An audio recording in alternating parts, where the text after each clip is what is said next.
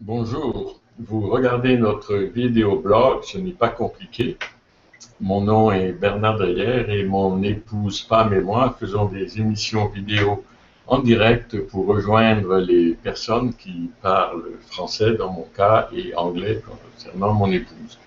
Pour plus d'informations, veuillez consulter notre site web à www.ictusnetlive, c'est KTUSNETLIVE.com. Le titre de l'émission d'aujourd'hui est « Répartir vos revenus entre les besoins essentiels, les offrandes, l'épargne et la gestion des biens ». Alors nous allons simplifier comme d'habitude autant que possible en gardant à l'esprit que ce n'est pas compliqué.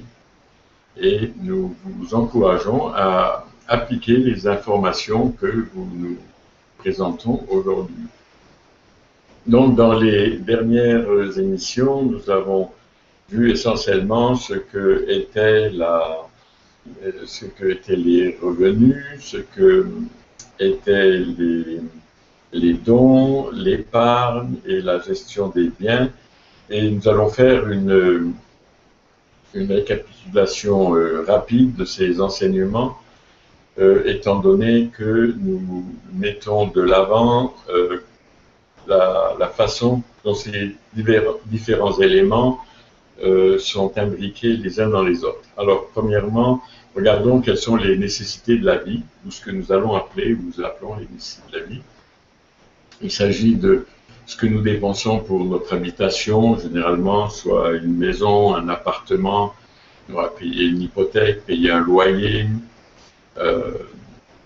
Les nécessités de la vie incluent aussi la nourriture, les produits d'entretien, le moyen de transport, soit notre voiture, l'essence, l'assurance, certains divertissements aussi, aller au cinéma, aller au restaurant, le paiement des dettes, en particulier les cartes de crédit, le montant du principal et de l'intérêt. Ça, c'est les nécessités de base de la vie. Quels sont nos revenus? Ouais, il y en a de toutes sortes des revenus. Il y a d'une part le salaire de notre travail, y compris si nous possédons notre propre entreprise, où nous sommes un consultant, un conseil. On reçoit soit un salaire, soit un montant d'argent mensuel qui est dérivé de l'entreprise.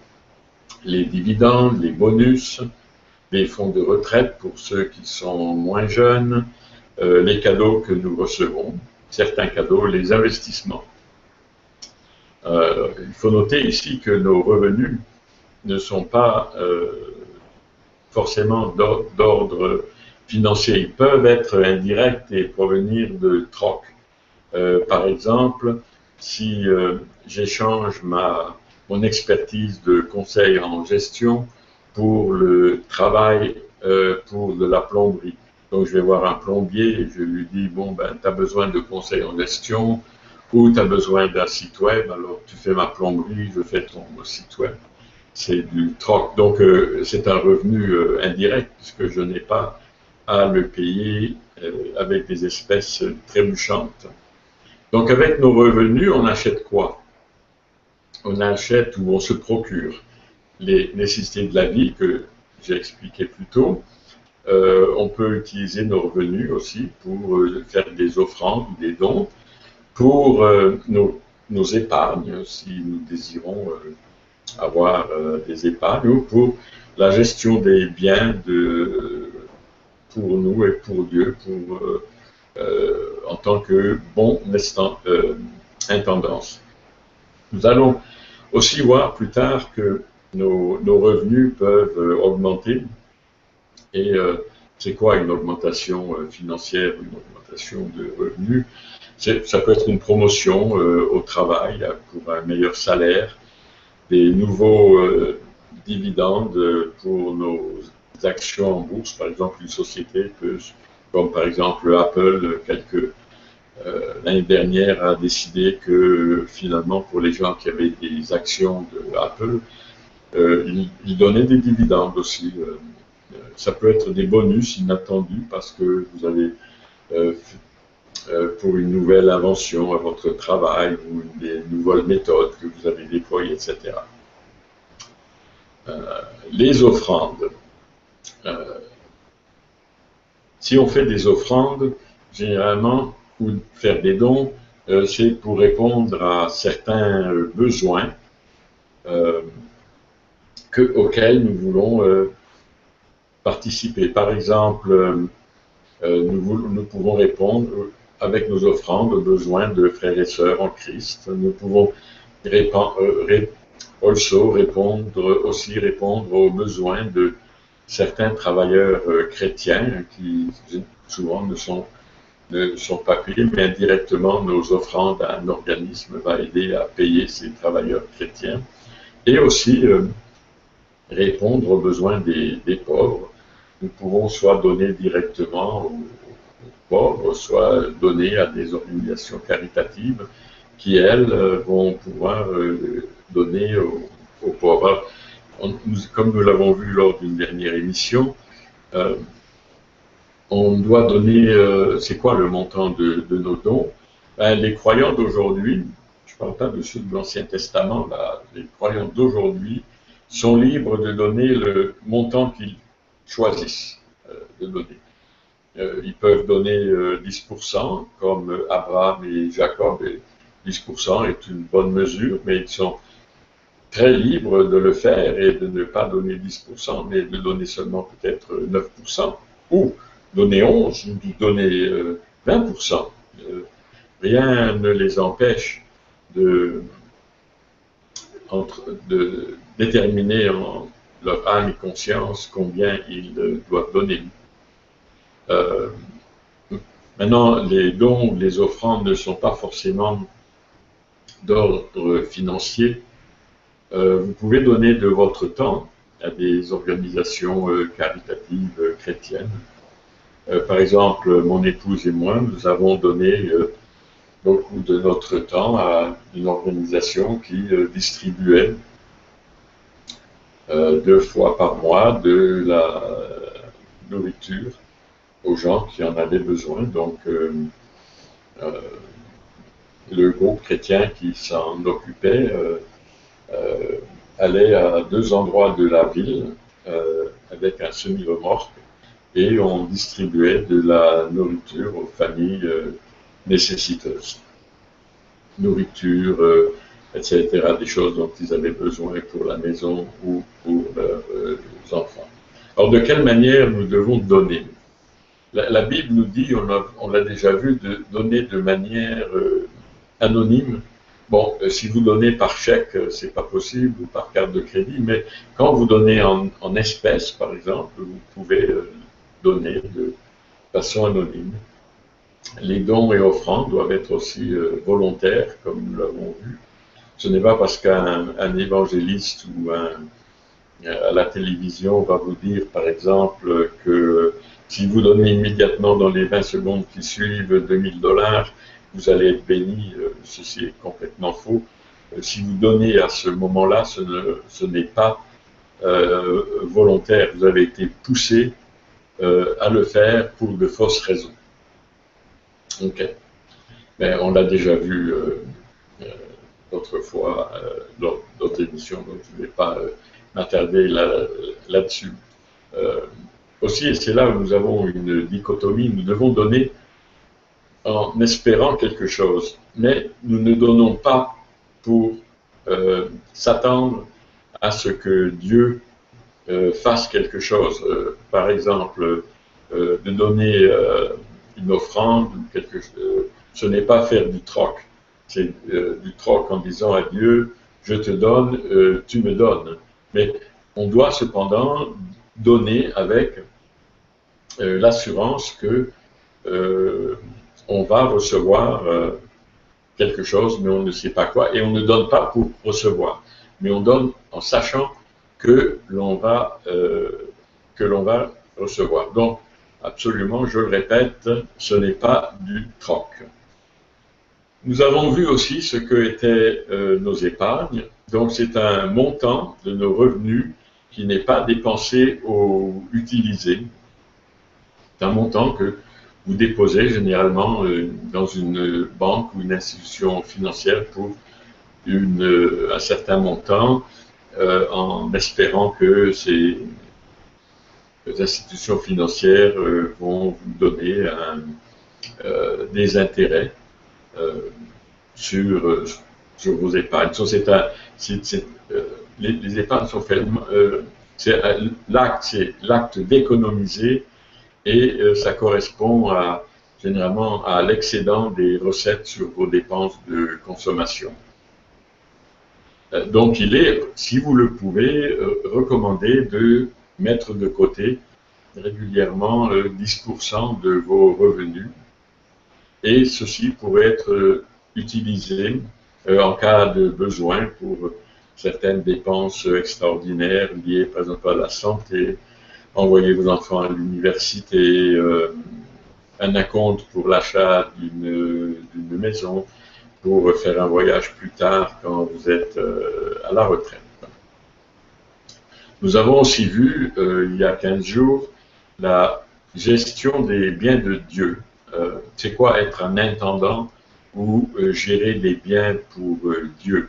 Ça consiste, si vous le pouvez seulement, faire un investissement de la partie de vos revenus au lieu de le donner maintenant aux œuvres de Dieu. Donc c'est un investissement que vous faites à partir de vos revenus au lieu de le donner, avec l'espoir que dans un certain temps, peut-être au bout d'1 an, 2 ans, 3 ans, cet investissement produise une augmentation substantielle de capital qui, à ce moment, peut être donné à Dieu. Donc, en d'autres termes, vous investissez de l'argent pour Dieu en espérant un retour important. Donc, la somme que vous donnerez plus tard, votre offrande plus tard, sera donc beaucoup plus conséquente que si vous donniez la même somme maintenant. Donc, cette gestion des biens de Dieu est similaire, si je peux faire un rapport avec l'agriculture ou avec votre jardinage. Ça ressemble à semer et récolter. Et la gestion donc, des biens est basée sur la performance. Et vous semez et vous entretenez bien le sol, le nourrissez bien, vous allez récolter beaucoup de fruits ou de légumes. Donc, le fruit de la récolte dépend de la performance. Le plus de soins vous mettez à votre jardin, généralement, le plus de récoltes que vous allez avoir. Donc, c'est basé sur la performance. Donc, quand vous semez et récoltez, la récolte, finalement, dans le cadre chrétien, n'appartient pas au semeur, mais appartient au Père, appartient à Dieu. L'augmentation gagnée en semant est une augmentation de votre intendance et pas de vos revenus.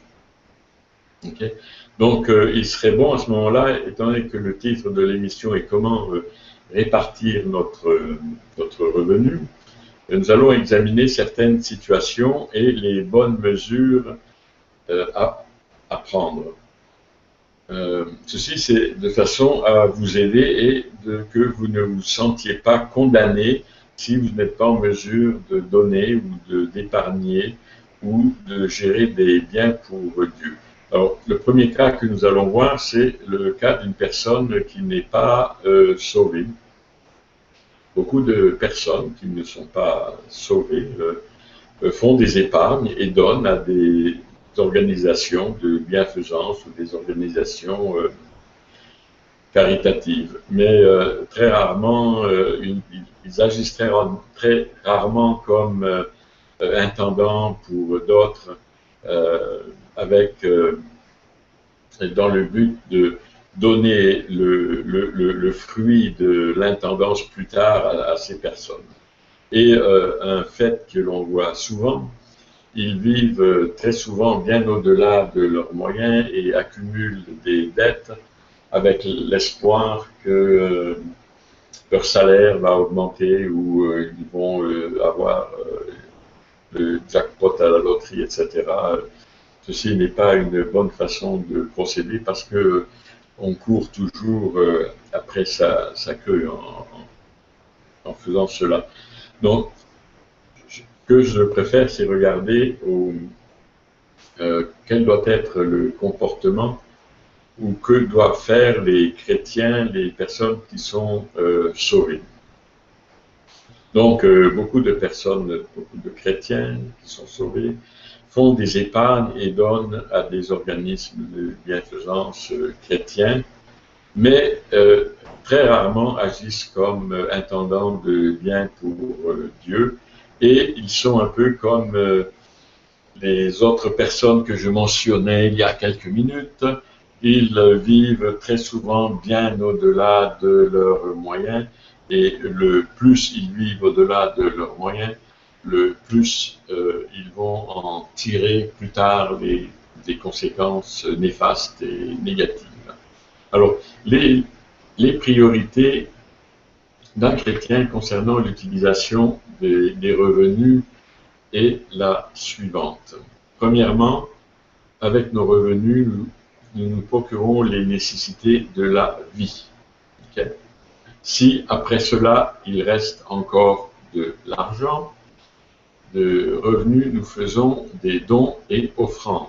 Si après tout cela, il reste de l'argent, je peux considérer faire des épargnes, mettre de l'argent de côté. Et finalement, si après toutes ces dépenses, nécessités de la vie, dont offrandes et épargne, il reste encore des fonds de mon revenu, je peux m'occuper de la gestion des biens de Dieu et devenir l'intendant, faire des placements pour Dieu avec cet argent. Donc,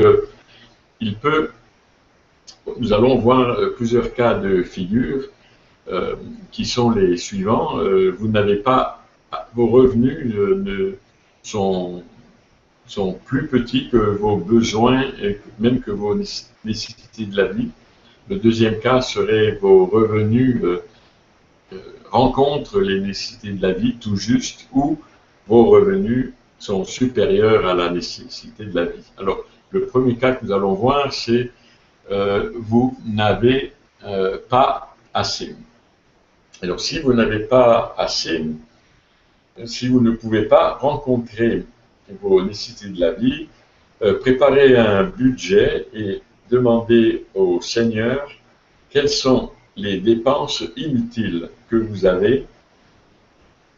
Ça, c'est très important. Par exemple, si vous dépensez beaucoup trop d'argent avec les fast-foods, il serait bon à ce moment-là de cuisiner chez vous et d'épargner ainsi. Peut-être que vous allez trop souvent au cinéma, ou peut-être que vous roulez trop en voiture quand vous pouvez prendre les transports en commun, etc. Donc, demandez au Seigneur quelles sont les dépenses inutiles et voir si ces dépenses inutiles, le montant de ces dépenses inutiles peut aller contre le paiement de certaines de vos dettes, en particulier vos cartes de crédit. Plus vous devez d'argent aux autres, en particulier les cartes de crédit, vous devenez en fait l'esclave des prêteurs. De quelle façon vous devenez l'esclave des prêteurs? Par exemple, un mois, vous avez fait des dépenses que vous n'auriez pas dû faire, et vous vous rendez compte à la fin du mois que votre carte de crédit est au maximum et que vous n'avez pas le montant nécessaire pour payer le montant minimum. Qu'est-ce qui va arriver dans ce cas-là? C'est très simple. La carte de crédit va augmenter va premièrement vous imposer une pénalité de peut-être 30 euros ou 25 dollars, ou va augmenter subitement vos intérêts de 8% à 15%, voire même des taux usuraires dans certains cas qui peuvent aller jusqu'à 20%. À ce moment-là, vous êtes devenu le type même de l'esclave de vos prêteurs. Donc, s'il vous plaît, ne vivez pas au-delà de vos moyens, et si vous n'arrivez pas à faire un budget, ou si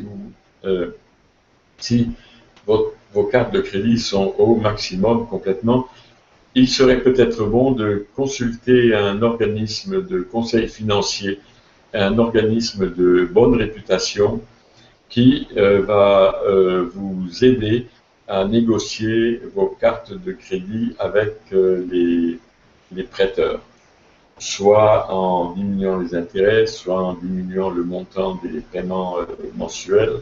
Et il y a beaucoup d'organisations chrétiennes qui fournissent ce service en conseil financier, et ils le font de façon gratuite pour vous aider. Donc consultez-les, et ce n'est pas, c'est quelque chose dont vous serez content plus tard, quand vous serez retombé sur vos pieds financiers. Donc, si vous êtes donc dans ce cas où vous n'avez pas assez, forcément, compte tenu de tout ce que je viens de vous dire et de vous expliquer, vous n'avez pas d'argent pour faire des dons ou des offrandes. Donc à ce moment-là, donnez de votre temps, okay? Étant donné que vos revenus, à partir de ce moment-là, devront seulement couvrir les nécessités de la vie, je dirais même les nécessités de la vie urgente. Deuxième cas de figure, vous avez à peine assez.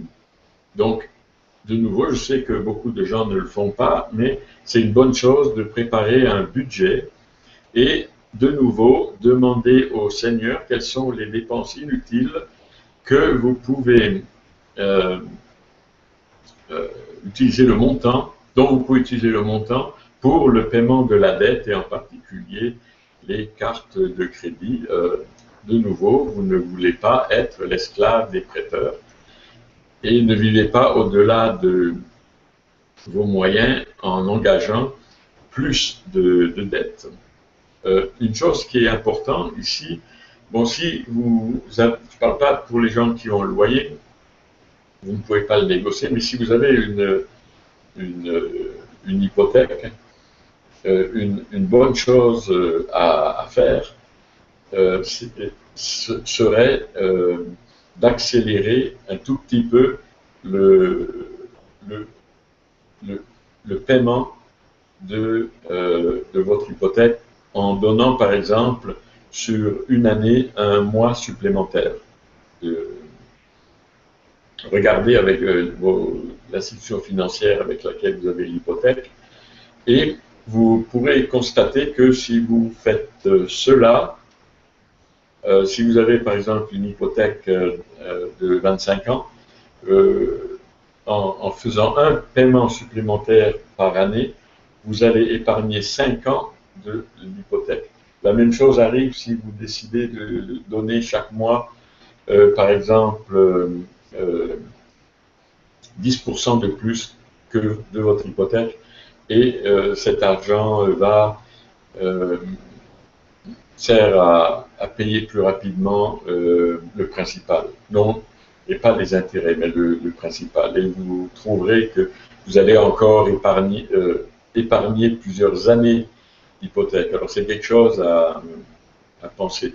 Donc, étant donné que vous avez juste assez pour vivre, pour dépenser vos dépenses essentielles, vos revenus devraient considérer essentiellement les nécessités de la vie. Et vous pouvez toujours faire de petites offrandes et peut-être faire de petites épargnes, mais vos offrandes devraient être surtout de votre temps. Donc, maintenant, nous allons voir la situation dans laquelle nous aimerions que vous vous trouviez. Vous avez plus que suffisamment. Donc, vos revenus sont bien supérieurs aux nécessités de la vie. Mais, cependant, demandez quand même au Seigneur quelles sont vraiment les nécessités de la vie et quels sont les dons et épargnes que le Seigneur aimerait que vous fassiez. Donc, vous préparez un budget en tenant compte aussi des possibilités de paiement accéléré de la dette, comme je l'indiquais plus tôt, carte de crédit et hypothèque. Et si vos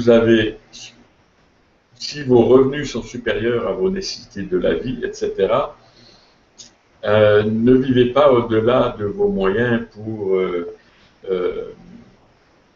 acheter par exemple une nouvelle voiture parce que votre voisin en a acheté une nouvelle, alors que celle que vous avez est encore est en bon état et peut être très bien utilisée. Vous pouvez faire des épargnes, vous pouvez donner, faire des dons, mais n'oubliez pas que il n'y a pas seulement l'argent pour faire des dons, donc donnez aussi de votre temps. C'est assez important. Donc, supposons que vous avez suffisamment, plus que suffisamment, et subitement vous avez une augmentation de vos revenus.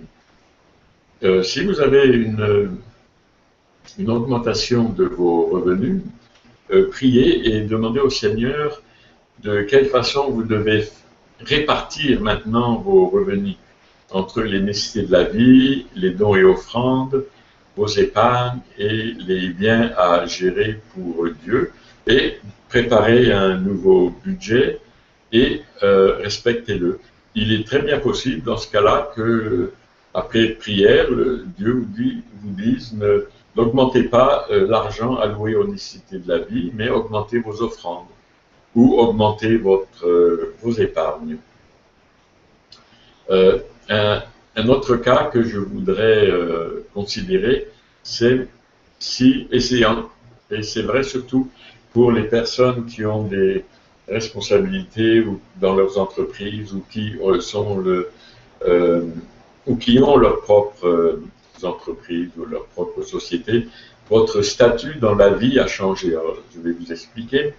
Par exemple, votre entreprise est plus prospère et vous avez de nouveaux clients et vous êtes amené à inviter des clients au restaurant et à voyager plus. À partir de ce moment-là, vous devez aussi généralement avoir une nouvelle garde-robe conformément à votre statut, conformément suivant les gens que vous allez rencontrer, et demander clairement au Seigneur quelle devra être votre répartition de vos revenus, de quelle manière vos nécessités de la vie augmentent, de quelle manière vos dons et offrandes doivent augmenter ou rester les mêmes, la même chose pour vos épargnes. Et préparer un budget et après négociation avec Dieu, suivant la prière et parler au Saint-Esprit, respectez-le. Et vous le faites aussi souvent que nécessaire et priez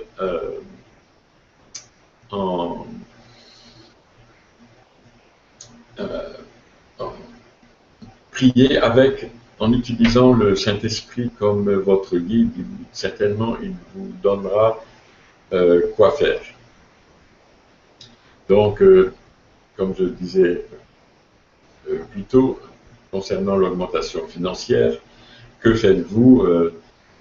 Vous devez faire une nouvelle répartition de vos revenus, le cas échéant. En fait, vous devez le faire parce que tout change. Les nécessités de la vie peuvent changer, comme nous l'avons vu. Les offrandes et dons peuvent changer. Les épargnes peuvent changer. Le montant des biens à gérer peut changer. Advenant que le Seigneur vous dise que les nécessités de la vie restent comme elles sont, c'est-à-dire votre standard de vie reste le même, vous restez dans votre même maison, dans votre même appartement, vous gardez votre même voiture, etc. Vérifiez avec le Seigneur si ce sont vos offrandes, vos dons ou offrandes, ou le montant des biens à gérer pour Dieu qui doivent être ajustés à la hausse. De nouveau, préparez un budget et essayez de le respecter. Tout cela pour vous dire que le travail, bien que nous devons travailler avec la sueur de notre front après la chute d'Adam et Ève, mais il y a quand même une certaine joie à travailler et à bénéficier du fruit de notre travail en faisant des dons, en épargnant et en générant des biens. Pour cela, je vais vous lire dans Ecclésiaste, les versets 12 et 13 du 3e chapitre. Alors, versets 12 et 13 du 3e chapitre. Ainsi ai-je conclu qu'il n'y a rien d'autre qui soit bon pour lui que jouir du bonheur et de donner du bon temps, et de se donner du bon temps durant la vie. Car si quelqu'un peut manger et boire et jouir du bonheur au milieu de son dur labeur, c'est un don de Dieu. Donc effectivement, le travail, c'est du dur labeur, mais vous devez être en mesure, ça devrait être la vie du chrétien, d'être en mesure de pouvoir jouir d'une certaine façon du fruit de votre travail, parce que c'est un don de Dieu, de se réjouir du bon temps aussi que nous pouvons avoir. Alors, ceci n'est possible seulement que dans le cas où vos revenus sont supérieurs à vos nécessités de la vie. Donc, vous ne pouvez atteindre ce stade-là, finalement, avoir cette joie et ce bonheur que si vos revenus dépassent les nécessités de la vie.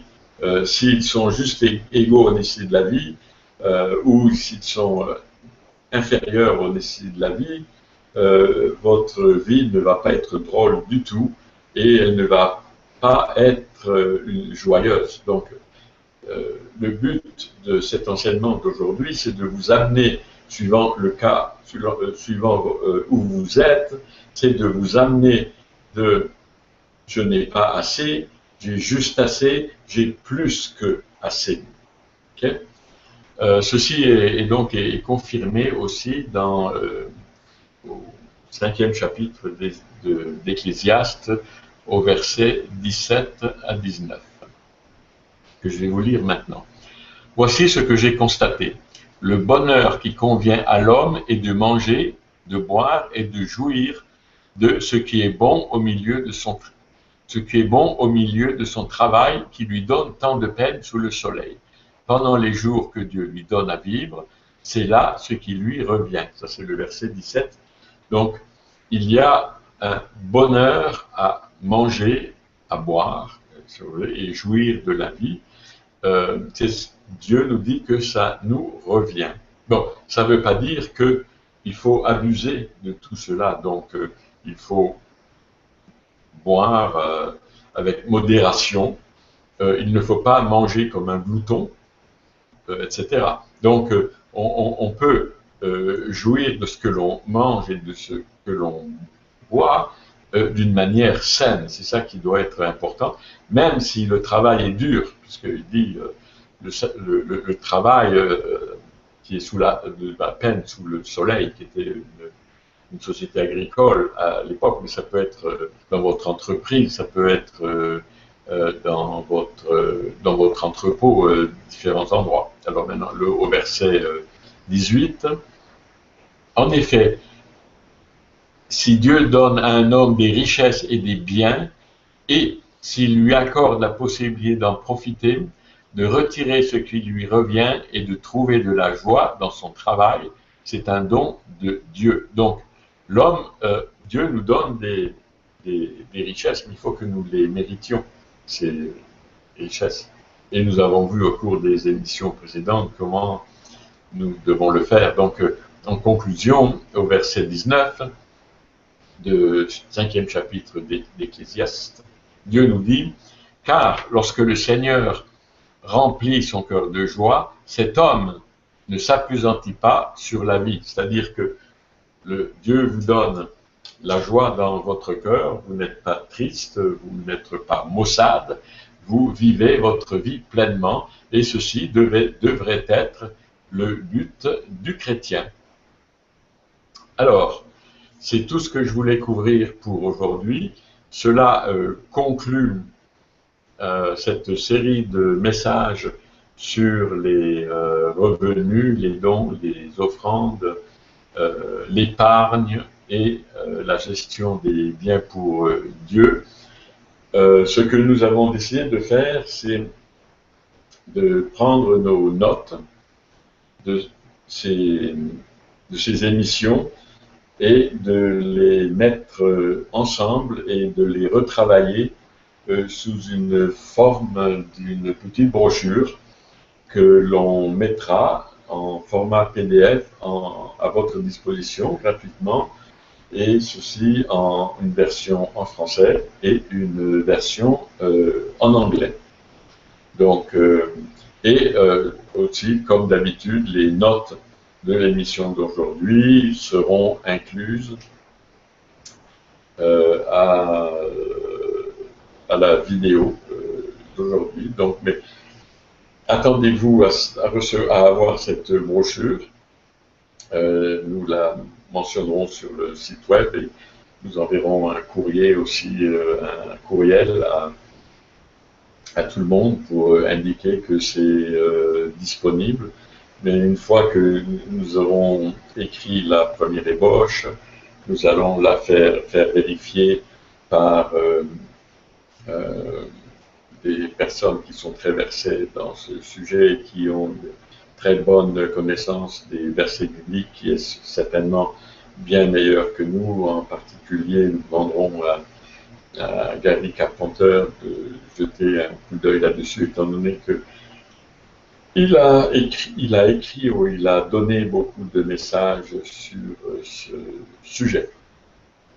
Donc rappelez-vous, ce n'est pas compliqué, nous avons essayé de faire les choses simples. Donc notre prochaine émission va être un sujet nouveau, et je ne peux pas vous dire combien d'émissions cela va durer, étant donné que nous n'avons pas encore prié pour savoir exactement quels allaient être les sous-sujets. Mais le budget principal sera être chrétien dans la société d'aujourd'hui. Ça implique quoi? Alors, envoyez-vous nos demandes de prière ou vos témoignages, utilisez la page Contact Pictusnet Live, et le lien se trouve au bas de chaque page. Alors, si vous regardez cette émission en direct ou en différé, que vous connaissez des gens qui parlent français, faites-leur part de l'existence du site web en français et de ses vidéos en français. Maintenant, si vos amis parlent seulement anglais, mon épouse fait des émissions qui sont exactement avec les mêmes sujets, et généralement le texte qui est à peu près le même, mais souvent avec des illustrations différentes, mais l'émission est en anglais. Alors, si vous regardez en différé, que vous aimeriez voir cette émission en direct, nous vous suggérons d'ouvrir un compte gratuit, de créer un compte utilisateur gratuit Pictusnet, et de vous contacter au moment de la diffusion. Alors, mon épouse, qui est là depuis quelques minutes, mais que je n'ai pas encore vue, va prier avec vous. Alors, nous faisons de la publicité aujourd'hui pour nos amis de Allo Jordan, pour le groupe de musique Allo Jordan, nous vous recommandons d'aller sur leur site web www.allojordan.com et vous voyez que il n'y a pas de racisme dans cette maison.